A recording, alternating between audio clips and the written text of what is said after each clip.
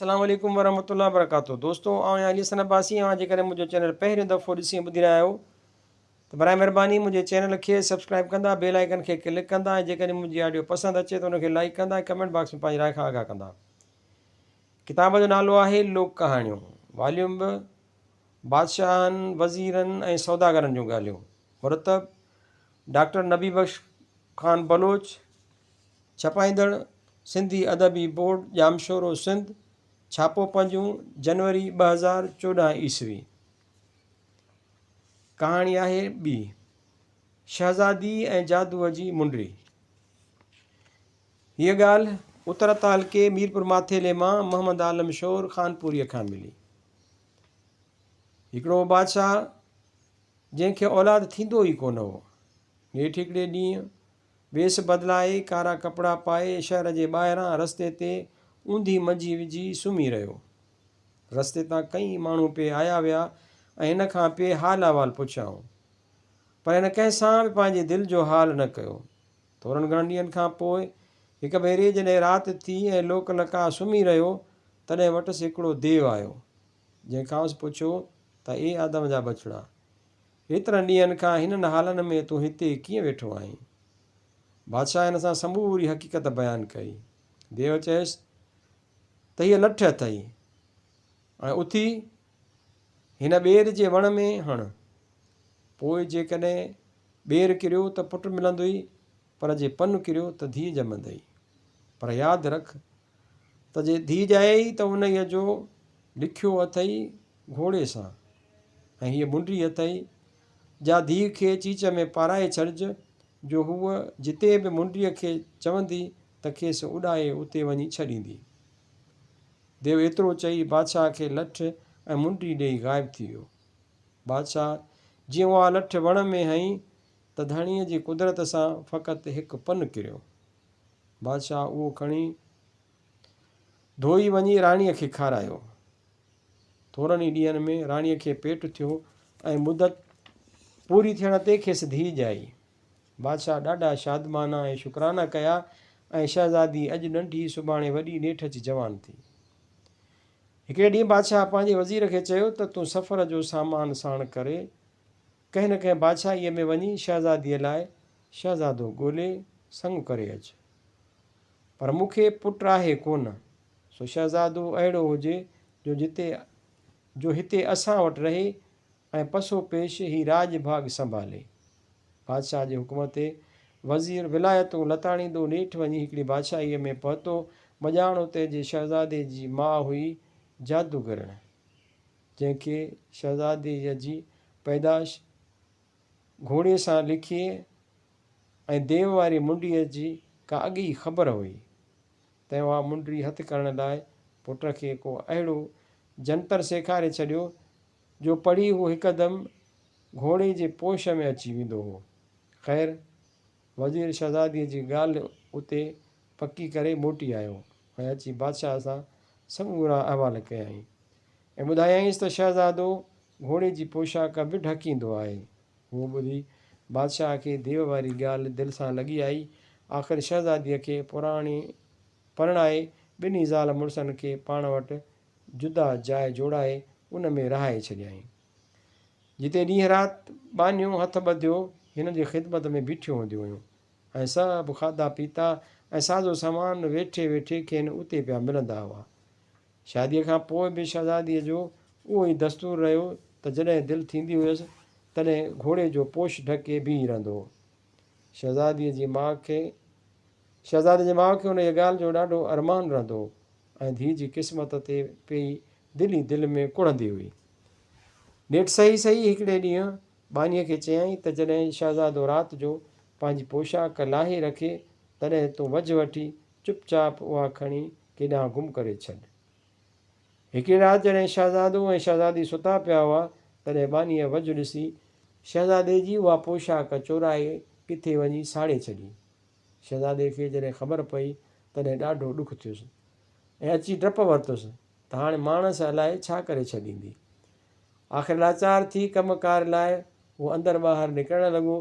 हेॾां माणस खे बि जॾहिं उहो इतलाउ पहुतो तॾहिं दिलि में चयईं त हाणे मुंहिंजे पुट जो ख़ैरु कोन्हे। जो मुंहिंजे सॻे धागे खां निकिरी वियो आहे। सो वाकड़ वाकड़ कंदी हिकिड़े ॾींहुं अची पुट वटि ठका कयईं। हुन जी करामती मुंडी हथु करण जी त अॻे ई लोड़ लॻल हुयसि। सो अचण साण नुंहं ते अहिड़ो वठी बेस वारो हथु फेरायईं जो शहज़ादी ॾाढी ख़ुशि थी ऐं हिन खे बिना पंहिंजी माउ सम्झी खणी अखियुनि में जायूं ॾिनई। हिकिड़े ॾींहुं शहज़ादी वेंजंदे देव वारी उहा मुंडी गुसल खाने में विसारे आई। ससुणस खे जो लॻो वझ सो मुंडी खणी कयईं सोगी ऐं विझंदे पुट खे ॿाह में हथु वठी उॾाणी ऐं घड़ीअ में अची पंहिंजी बादशाहीअ में लथी। शहज़ादे खे जॾहिं उहा ख़बर पई तॾहिं ॾाढो पछतायईं ऐं रोई रोई साणी थी पई। आख़िर पीउ खां इजाज़त वठी हिकु बानी ऐं ॿ घोड़ा तयारु कराए मर्दाणो वेस करे उथी मुड़ुस जे पुठियां पंधु पई। हलंदे हलंदे थोरे घणे ॾींहं शहज़ादी बानीअ समेत अची मुड़ुस जे मुल्क में पहुती। शहर जे ॿाहिरां झंग में राति पइजी वियनि। हिकिड़ियूं वीचारियूं अकेलियूं ज़ालूं, ॿियो परदेस ऐं झंग। सो राति हुअण सबबि घोड़नि खे हिकु पासे करे मथे वण ते चढ़ी वेही रहियूं। अधु राति गुज़रण खां पोइ धणीअ जी कुदरत सां शहज़ादी जो मुड़ुसु हिकु परीअ सां गॾु उन वण जे हेठां अची चौपड़ रांदि करणु वेठो। शहज़ादीअ जॾहिं हीअ हालत ॾिठी तॾहिं संदसि अखियुनि मां लुड़क वहण लॻा जे इतफ़ाक़ सां वञी संदसि मुड़ुस जे मथां किरिया। त हिते शहज़ादे मथे निहारियो ऐं खेसि सुञाणे इशारे सां चयईं त बसि कर, मतां परी तोखे मारे न छॾे। इशारे मिलण ते शहज़ादीअ खणी माठि कई। आख़िर सुबुह थियण ते परी शहज़ादे खां मोकिलाए उॾामी वेई। पोइ शहज़ादे हुनखे हेठि लही अचण लाइ चयो। उहा वण तां हेठि लथी। पोइ ॿई ॼणा पाण में मिली हाली अहवाली थिया ऐं ॾुख सुर ओरियाऊं। शहज़ादे चयसि त मुंहिंजी माउ आहे जादूगिरणी, सो तोखे उते पाण वटि कीअं रहायां। पर हिकिड़ी सलाह आहे त तूं वटसि बानी थी हली बीह, उन ई बहाने सां गॾु रही सघंदासीं। तॾहिं शहज़ादीअ चयसि त तोखां सवाइ मुंहिंजी ज़िंदगी ज़हर आहे। तो कहिड़े बि नमूने मूंखे पाण खां जुदा न कर। जीअं तूं चवंदे तीअं करण लाइ तयारु आहियां। नेठि शहज़ादे हिन खे वठी अची माउ सां मिलायो ऐं इलाज मिनथू करे खेसि बानीअ जे बहाने पाण वटि रहायईं। माणस हुई ज़ालिम रूह सां हिन वीचारे खां सख़्तु कमु वठणु लॻी। हिकु ॾींहुं सरे वारीअ जूं ॿ गुणियूं पाण में गॾाए शहज़ादीअ खे चयाईं त हिन ढेर मां सरियां जुदा करे ॻूण भरे रख, न त तुंहिंजो ख़ैरु कोन्हे। उहो हुकुम ॿुधी शहज़ादी ॻणतीअ में पइजी वई। जॾहिं संदसि मुड़ुसु आयो तॾहिं हिन सां उहा हक़ीक़त कयईं। शहज़ादो हो जादूगर माउ जो पुटु, सो हिन खे बि के घुर ईंदा हुआ। तंहिं छा कयो जो हिकदमि देवनि खे हुकुम कयईं त उहो कमु हिकिड़े पल में करे ॾियो। हुकुम जी देरि हुई, अखि चिम में कमु थी वियो। माणस जॾहिं हीअ हाल ॾिठो तॾहिं सम्झी वई त उहो कमु मुंहिंजे पुट जो आहे। ॿिए ॾींहुं वॾीअ गप में घणा कंडा ऐं काठियूं मिलाए चयाईं त इन्हीअ मां गारो ठाहे भित जोड़े उन जे मथां गारे जो लेपो ॾेई छॾ।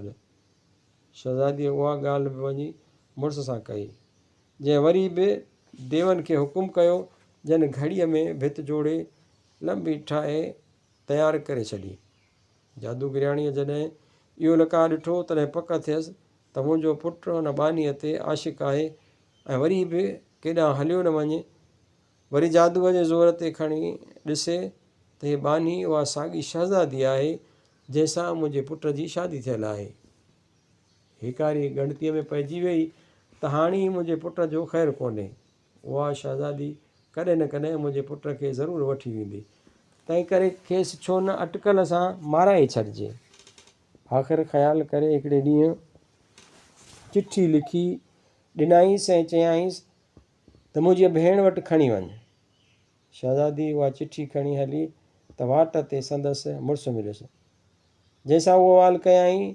शहज़ादो झांखणी चिठी पढ़े त लिखियो पियो हो त हीअ मुंहिंजे पुट जी दुश्मन आहे तो वटि पहुचे त खेसि मारे खपाए ख़तमु करे छॾिजे। हिन उहा चिठी फाड़े ॿी लिखी ॾसि त हीअ मुंहिंजी नुंहुं सदोरी ऐं सुलछणी आहे, तूं हिनखे प्यार ऐं मुहबत सां पाण वटि रहाइजे। शहज़ादे जी मासी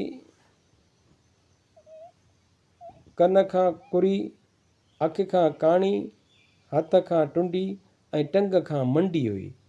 शहज़ादीअ खे हलण वक़्तु संदसि मुड़ुसु उहा ॻाल्हि ॿुधाए चयो त तूं जॾहिं दुल जो आवाज़ु ॿुधी तॾहिं कंहिं बहाने सां ॿाहिरां अची बीहजांइ, त पोइ गॾिजी हीउ मुल्क छॾे कंहिं पासे हलिया हलंदासीं। मासी तोखे घणो ई रोकींदी, पर उहा अञा उथे ई न त वठी ज़ोर सां धिको ॾिजांइसि, जीअं वञी कंहिं आड़ा में किरे। शहज़ादीअ जे वञण खां पोइ जादूगरियाणीअ खे पक थी त उहा हाणे मरी खपी वई हूंदी, सो छा कयईं जो भेण जे ॻोठ मां पुट खे परणाइण लाइ ॼञ वठी उथी निकिती। वाट ते शहज़ादो ज़िद करे वेही रहियो, चए उहा करामती मुंडी ॾे त अॻे हलां, न त कोन हलंदुसि। आख़िर घणी छिकताण खां पोइ माणस खेसि मुंडी ॾिनी, जा शहज़ादे वठी खणी सोगी कई। ॼञ बि हलंदे हलंदे नेठि अची उन ॻोठ में शहज़ादीअ जे रहण वारी जाइ जे ॿाहिरां बीठी। उते शहज़ादीअ जे कन ते जो दोहल जो आवाज़ु पियो, तॾहिं सही कयईं त शहज़ादो अची वियो। सो मंडी टुंडी मासीअ खे माठ माठ करे वठी जो थेलो ॾिनई त वञी ऊंदहि में किरी ऐं पाण भड़को खाई हिकदमि अची पंहिंजे मुड़ुस सां मिली ऐं पोइ ॿई गॾिजी वठी उॾाणा ऐं अखि चिंब में अची पंहिंजी बादशाहीअ में पहुता। शहज़ादीअ जे पीउ ऐं माउ जॾहिं हिननि खे ॾिठो तॾहिं ॾाढा ख़ुशि थिया ऐं ख़ैर ख़ैरातूं करे ख़ुशियूं कयाऊं। पुठियां शहज़ादे जी जादूगरनि माउ जॾहिं ॾिठो त पुट जो वञिणो हो सो हथां वियो, तॾहिं रोई रोई मुंहुं मथो पिटे ॼञ समेत वापसि हली वई।